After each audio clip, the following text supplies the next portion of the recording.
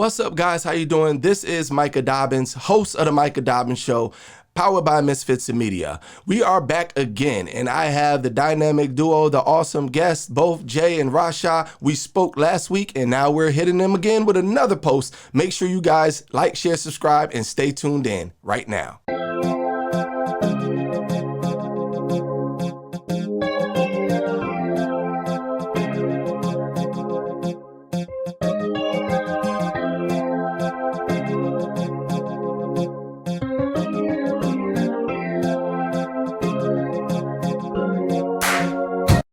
All right, guys, so we're glad you're back, and we want to welcome again. We have both Jay and Rasha. How you guys doing today?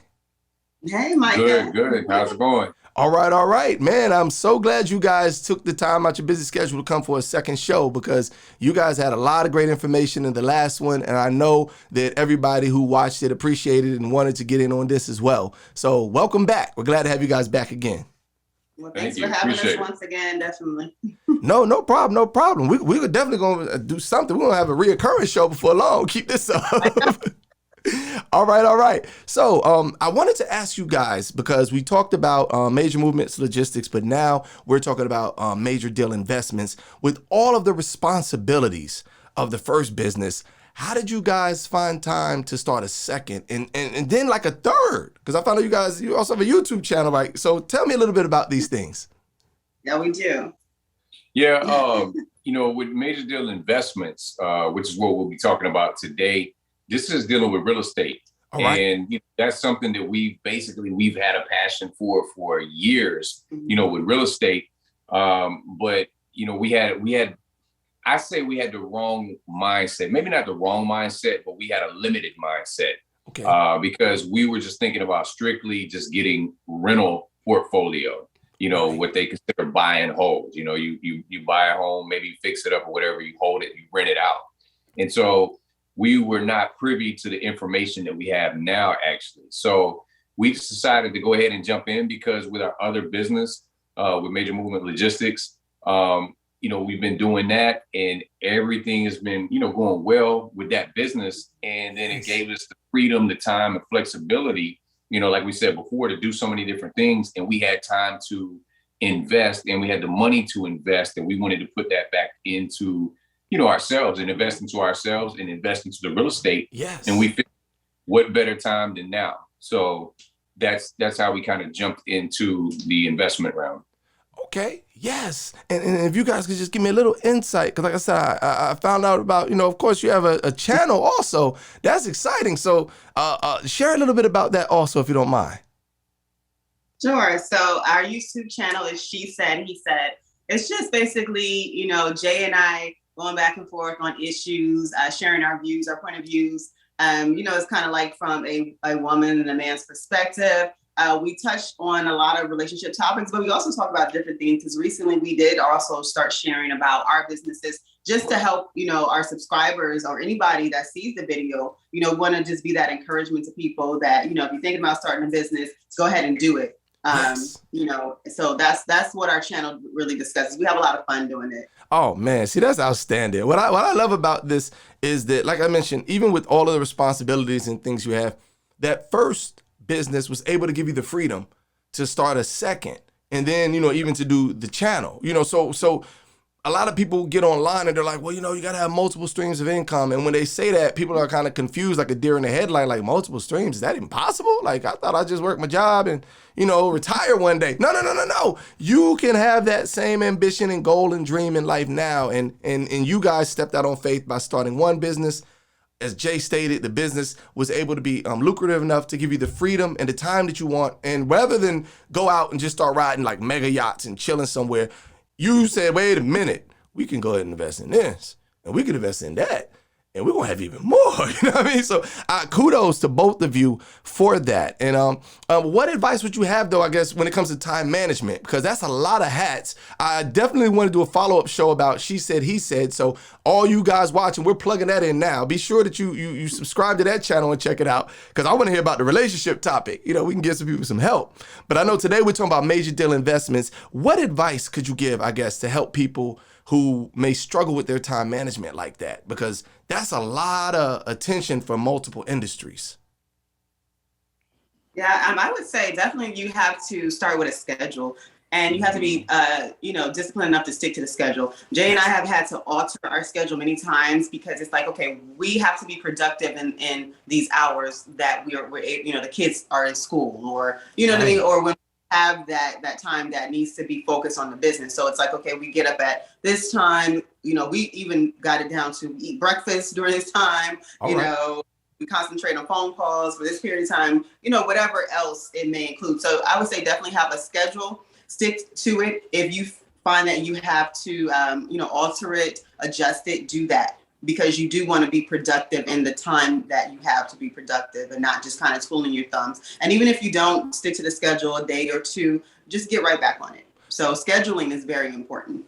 Yes, no, that makes sense. That makes sense. And I think that's outstanding because what they say, failure to plan is planning to fail. So you had a plan, you came up with the schedule. You said, hey, we're going to get up, we're going to have breakfast by this time. I love the fact that you interjected, like the kids have school. So keeping everything in mind, having, instead of playing whack-a-mole, trying to control every little thing that pops up, you guys have fine-tuned it to a schedule. I appreciate you guys for being open and even transparent enough to let people know that, sometimes schedule may change based upon life happening. But you guys were able to even keep in mind, like, hey, we got the kids, we have this going on, and sometimes it can feel like your head's on a swivel, like you're watching everything. But if it's organized, organized chaos is much better because you know where everything is and what's going on. So I appreciate that. So tell me a little bit about the real estate business that you guys run, because that's a big industry right now. I mean, housing prices are through the roof. So if you don't mind, just share with us some insight on that. Yeah, with the real estate, what we're specifically focused on is two different elements. Okay. Well, I mentioned all three, but one is wholesaling, the other one is fix and flip, and then the third one would be buy and hold. Like I just mentioned, a buy and hold is simply something for passive income, something that you're going to rent out. Okay. So we're not opposed to it, but because we're just now starting in the real estate industry, as far as investing, we're not necessarily focused on that. Yes. And the reason being is because your wholesaling and your fix and flips is your actual active income. It's things that you work on. You go out and you buy a house, you fix it up, you flip it and you sell it for a profit. And that's more immediate cash flow. So as you're doing those type of things and you're building up your capital, then you finally get to where, okay, I've got enough capital, and you're going through that. And then you're taking a look and say, okay, now I'm going to invest in some buy and holds for my long term, for my passive income. It's just going to be generating me money for the long term. So right now we're focused basically on the first two elements, which is wholesaling and then fix and flips. Oh man, see that's what's up right there. And again, guys, we're giving you free games, so you're gonna see these clips on Free Game Friday. Even what he just said is very important. Understand the difference between your active and your passive income. And when you said that the hold is basically buy and hold is renting, which I know with that right. It's so much responsibility, because if you're the landlord, if a refrigerator go out, all these things, obviously they're calling your house and you're calling whoever you have managing that, but if you are doing, as you stated, the wholesale or the fix and flip, I imagine that being active, that's moving. It's probably quicker than waiting it out for somebody to pay rent. And I like the fact that you're able to just share that with the people. So with your focus on wholesale, what are some of the obstacles you probably face in the beginning? And I know you said wholesale and you said fix and flip. What are some obstacles, I guess, people can expect to encounter should they say, hey, I think I want to, do what Jay and Rasha are doing. I want to get into this real estate game. Yeah, that's a great question, Micah. Just so we're clear about wholesale is basically flipping the contract. So let's just find a property. You're kind of looking for someone that is in a distressed situation, whether it be they unfortunately are going through a divorce, if they inherited the property but they're not able to take care of it, if the property is too much for them to handle, maybe they don't want to get behind on mortgage payments, maybe there's tax liens going on. So that's in a wholesale, that's the type of properties you're looking for, and they're going to be more off market. So that can be a challenge because 90% of real estate happens on the market, meaning something that's listed on realtor.com, Zillow, or on your local MLS. you know, which is the system that realtors use. So that's kind of the challenge is basically finding these off-market properties that fit into that criteria where they're going to be ready to basically say, getting back to what wholesale is, they're going to, the owner's going to say, hey, you know, I'm trying to get rid of this property. You as the wholesaler, all right, well, I'll pay you X amount for this property. Right. If you don't want to hold that property because it may require work, because of course these are distressed situations, meaning that they didn't necessarily take care of the property or keep it, you know, it's not updated. Right. So more than likely you're going to want to update it to get the maximum profit. But as a wholesaler, you say, okay, well, you know what? Well, I'll offer you this. And then on the back end, you're going to find an investor that's going to take over that contract for you. Okay. And all parties are aware of what you're doing. It's never anything that's kept in the dark. You know, this is not a secret. You're not, the other right. type of thing. But that's basically what you're doing is wholesaling. You're flipping that contract, so, and then you're charging the owner, or the investor a fee, the buyer and or investor a fee for finding this property and handing that contract over to them. And that's the quick out of the three, just to throw that in there. Yes. How you mentioned about that being, more quicker income, faster income. The wholesaling is going to be the fastest of all three, because you're essentially finding someone, that's selling a property, and you get the contract on that property and you sell that contract. You've kind of done the hard work per se, right, for another investor that wants to, fix it up. And so you sell that contract to them for a fee. And then, of course, they take it, they fix it up, and then they do whatever they do with it, whether they hold it or they sell it, So whatever they do, that's on them. But that's the quickest thing, because you can basically do this in a very quick, fashion, maybe in 7 days, 10 days, which that benefits the seller. Right. Like Rasha said, there's a few other things out there that may be, causing them to be in a distressful situation. Maybe it's pre-foreclosure, maybe it's foreclosure, maybe it's probate. There's so many different things that it could be, and they need to get out of that house quick, and they need money. And so you're able to deliver them pretty much a cash offer and get them money in their pocket quick. You make some money really quick once it goes and closes, and then passes on to the investor, and then they do whatever they do with the property from there. Yeah, see, I like that. That's a win for everybody. Yeah, because just and also, I'm sorry to answer your question, further answer the question about obstacles. Moving on to the buy and flips, the obstacle with that is finding a good contracting team. Good, like a general contractor or individual subcontractors that, for instance, plumbing, electrical work, flooring, tiling, those things. They always tell us, during our training for real estate investing, that the money is in the contractor. So if you don't have a good contractor, more than likely the project is going to be half done, or you're going to have so many delays. You're basically holding their hand on their job that they're licensed and certified to do. Or they run off with your money. Oh, there you go. So they go into the so-called witness protection program, and you never hear from them with your money. Yes, exactly. So that's probably the biggest obstacle for a buy and flip, basically. Right. Whoa, so that's interesting, because I definitely want to stick on this point, because I get it then. So, and y'all, thank y'all for educating me even on it, because like I said, I'm new to the real estate thing. So hearing it from people that are learning and getting into it is awesome.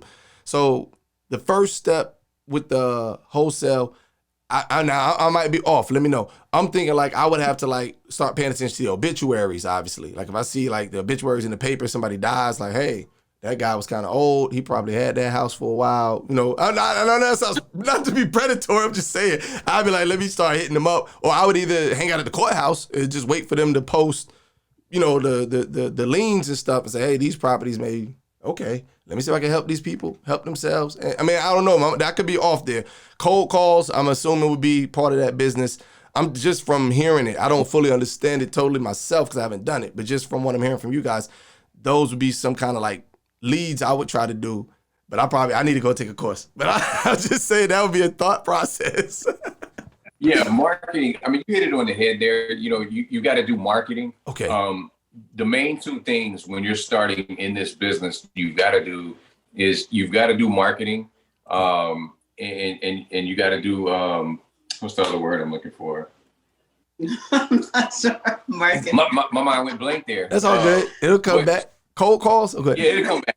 But speaking on marketing, you've got to market. So we do email campaigns, we do mail campaigns, like actual, in the mail, letters and postcards and stuff like that. We're doing those type of campaigns. We're doing networking. Thank you. That's it. Yeah, marketing and networking are your two major things, because even like they taught us and still teaching us, marketing, you're a marketer first. Right. And you're an investor second. You've got to be able to market, because if you don't have leads, then you don't have anything. True. So there's, we could go on, and we'd have to do several shows on this to give you the information of what you need to do. Because with marketing in general, there's just so many different dynamics of things you would need to cover. Right. So I get and we may have to do that for real, because that's just intriguing just to hear. And to know, like, I was like, okay, we got to get the word out. And that's why I was like scrounging for all these different places. Then the second one that you said, as far as the fix and flip, I imagine, like I said, the contractors being that basically necessary component to it, because these guys got to make sure they do a quality job and make sure it can fit, I guess, inspection or code or whatever it may be. So that makes sense that you want a solid team that'll do the good job, do it right the first time. And if you keep them busy, more likely they're going to keep returning and doing, it reciprocates. That's what you're saying, the relationship. That okay, yes, I can see how that can connect the dots. Because like I said, I'm like a layman when it comes to these things, just hearing them. So I try to brainstorm whenever somebody brings any proposals, businesses, thoughts. I'll be like, oh man, what could I do? What would I do? How could I work this? But y'all are giving way more information than I could ever give. So I appreciate that. I definitely want to follow up, and maybe we could do a breakdown of different ones, and you guys could kind of give the information to help people. Yeah, that'll work out well, because there's just so much information, like Jay said, that we can share, that we're willing to share, because, we want everybody to have this education, as many people as we can reach, because, you never know, some people may not think that they can do it, but you can, so. Right. No, you're right. And the business that you're discussing today, I was watching a lecture one day, and a guy was talking, I forgot if it was a TED Talk, or it may have been like a Google, one of those meetings, but the guy was speaking, and one of the young people were like, I want to be able to make money and do this. And the guy kind of like snapped on him, like, look, bro, if you think you're going to get it for free and not have to work, it's not going to happen. He says, there's only two industries I could think of offhand that kind of bring that kind of a growth economically. And he was like, stock market and real estate. And that piqued my interest then, like, bro is on to something. He said real estate, you know what I mean? And he didn't go into it, but he did let them know, like, with those industries, they've been around for so long and they're proven, because, be it commercial real estate or residential, rent gonna get paid someplace. People gotta have a place to stay at work. So you guys are really on to a great industry. And I love the fact that, you're wanting to help people, because I really believe that's where our blessings come from when we're blessing to somebody else. You may be the ones to share this information, and somebody watching now may be able to break a generational curse of always, being the renter and never really having their own. But if you guys take this serious and really look into what Jay and Rasha are offering, you may be able to change the course of your family's life and even your children and grandchildren. So I think it's really dope, but you guys even sharing some of the obstacles in the business. Where do you guys see the business going? I guess, like, do you have like a 3-year, 7-year, 10-year plan? Like, what are the plans for Jay and Rasha, if y'all don't mind sharing with the world? We definitely want to hear, because y'all making moves. Yeah, definitely. Specifically with the real estate, our end game, so to speak, but it never ends. But, basically getting us to a point where we do have that passive income, like Jay talked about, meaning that we have the buy and holds. So basically, we want to have enough rental incomes that's going to take over our income now, and basically we could just go to the island and chill. All right. Hey, I ain't mad at that. Look, I love Hawaii. Right. So that's what we want to do. In the interim, our 3-year plan, so to speak, would be just working on those wholesale deals and those buy and flips and generating that active income and adding it to our passive income. We do want to retire at an earlier age than most people retire. Yes. And that's within the next 10 years, because you want to be able to enjoy life. You don't want to just keep making money or, just keep working forever and never have an opportunity to enjoy the fruits of your labor. Yes. No, that's serious. I'm so glad you said that. I did a speech. This guy, Bruce Hannibal, a homeboy of mine, his church had me come out, and I did a speech about entrepreneurship and business. And that was one of the things I brought out. I said, you work a job, you retire at like 67. And they were saying like the average lifespan after that, I think it's like maybe 10 or 11 years. In America, like 70, somewhere around the 70s is your average lifespan. I think we lost a year due to COVID. We did. Right, COVID. So I'm like, yo, I'm only gonna get 11 years of time to enjoy life. I work like a dog 40 or 80 or 60, how many hours a week? And then when it's all said and done at the end of my journey, I can give my grandkids pop for like 11 years, if that. And I'm out. So that's a horrible business plan. I was like, what's wrong with America? We got to change it. So I love the fact that y'all are talking about early retirement. I mean, like that's something that I would love to be able to enter into, because you don't want to be a slave to the time clock. You don't want to work your good years and your strength and your life away to a job. And this is not to demean those who do work a job. It's obviously, yeah. Right. So those watching, we're not, some snobs saying, oh, you poor clock dwellers. No. We know some people are perfectly fine with that, and they saving their 401k and Roth IRA and built for that. Right. But for those who do want to go beyond, this is for you. Definitely check out their content, follow their channels, and learn, because there are moves that could be made through the internet and with the wealth of knowledge that we have now that we didn't have before. So definitely take advantage of it. So so you already said the plan. You guys are ready, to build up, set it up to retire. I think that's awesome. Now, what are some tips, I guess, you would suggest for people? I guess if they want to follow in your footsteps, they want to be entrepreneurs one day. What are some steps that you could give them, or just advice, life advice even? It could be life advice. I mean, well, one thing, I sit there and I look at what we've done, and in all transparency, we didn't always have the same mindset. We had basically that consumer mindset, that normal, I don't know maybe it's just the American mindset. I don't know, of, like I said, you go to school, you go to college, you get a degree, you get a job, you work there, you get 401ks, and, you just, you retire between 30 years. Yeah, and so we had that same mindset, but we always felt like there was something bigger, and there was something that we wanted to do, and that we wanted to grow. Right. And so, with that being said, I would say, as far as advice, is that you got to take it one step at a time. So we went out on a limb, and like I shared in the previous video with our other business, with our logistics business, I was actually still working in the logistics field as a driver when we originally started that business. And so we took a leap of faith, prayed about it, and jumped out there and said, hey, we're gonna go at this full force. And so we made sure that we had some money saved up to cover us for X amount of months, and said, okay, during these months while everything is covered, we need to really jump on the ball and get in there and make it happen. Yes. And so that's what we did. And then we were like, okay, well, now we've got some money we've been able to make. So let's put that aside for even more months, and then let's grow from there. And so, long story short, we basically took money, and instead of using our old mindset of how, we would have went out and like, okay, boom, we've made a good amount of money with this company. Let's go blow it. Let's go buy this and buy that and whatever, we took that money instead and said, you know what, let's invest it back into ourselves. Let's invest the money in something that's going to even generate us even more income. Right. And something that we're passionate about. And so that's how the real estate came about. And so I would just say, take it one step at a time. Start something, whatever it is that you're wanting to do, get into that, make that happen first, and just be mindful of it. Be good with your money, and save it, and then take that and you want to invest that into something else, and now you have two streams of income. Right. And then take that and put it into a third one, or whatever it might be.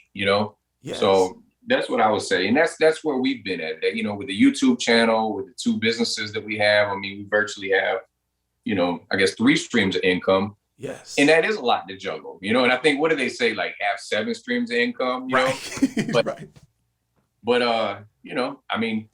Yeah. And then if I can interject, basically to sum it up, I would say, like Jay, kind of piggybacking off the way he said, you have to have a passion for it. A lot of times people hear about the money of any business. Yes. And all they hear and see is money, but they're not passionate about it. They don't even have an interest in it. Right. So that's why we try to get into it, or they actually do get into it. It doesn't last long, you know, because of the fact that you're not passionate. You don't even have an interest. True. It was just someone said they made X amount of money. Some of the time, those people are not even telling you the truth, you know, but they made X amount of money.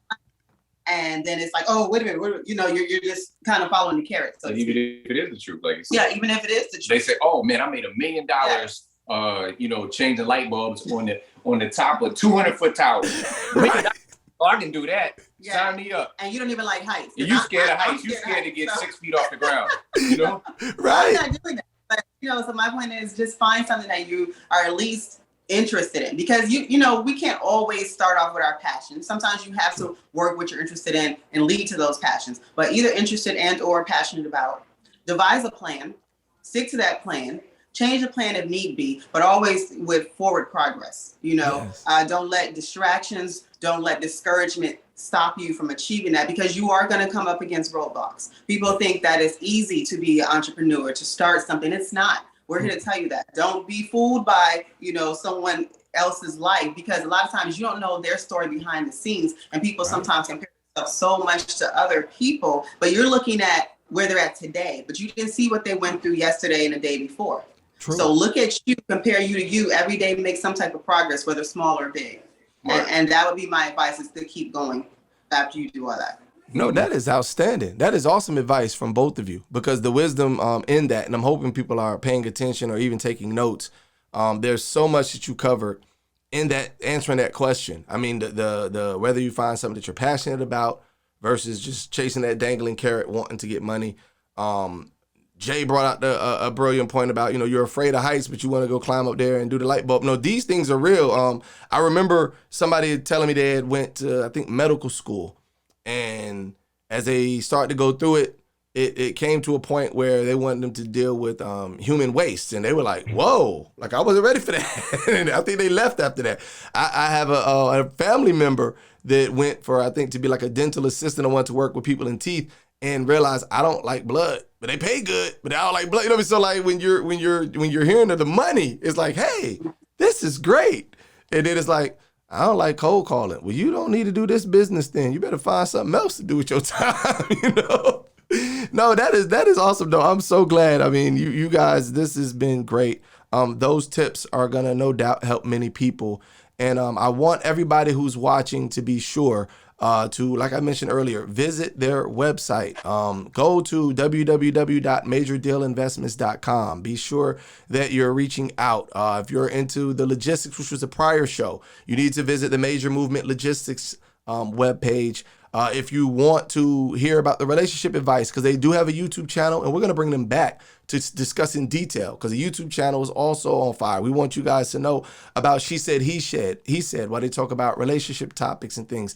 All of these platforms we want you to support. I appreciate you guys even for coming on today. Anything you want to say before we close out? Any shout outs? We can get it in. Just thank you again, Micah. Yeah, we appreciate you for having us, man. Yes, definitely. No problem. I'm gonna get you guys back. I have a lady supposed to come on. She's like a loan officer specialist and a credit repair specialist. And after I get her, I'm gonna see about us maybe all coming together, because your industry with her helping people build credit and to turn the finances around and connect the dots for the loans, I think that'll be like outstanding. It'll be crazy, the type of things we can produce.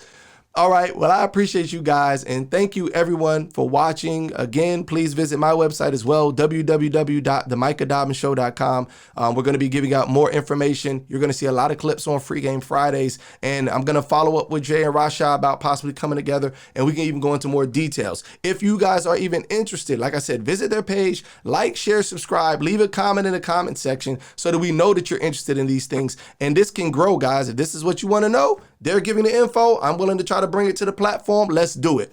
All right. This is Micah now, signing off.